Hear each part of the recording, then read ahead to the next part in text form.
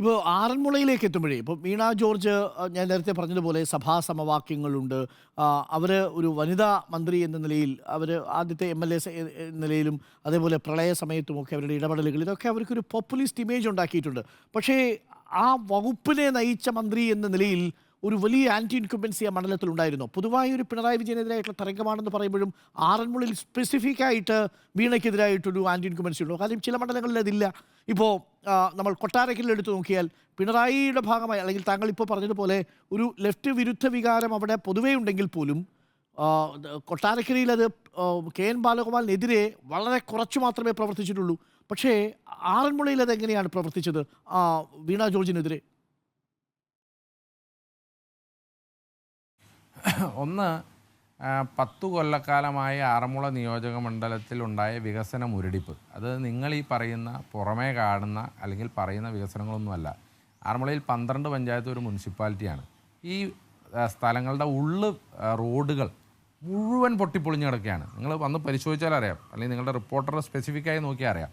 നമ്മൾ ഈ കാണുന്ന മെയിൻ റോഡുകളായ 2ഓ 3ഓ റോഡുകളുടെ BMBCക്ക് അപ്പുറമായിട്ട് ഭൂരിഭാഗം റോഡുകൾ, അതായത് ഒരു നിയോജക മണ്ഡലത്തിൻ്റെ 85% റോഡുകളും സാധാരണ റോഡുകളാണ്, ഗ്രാമീണ റോഡുകളാണ്.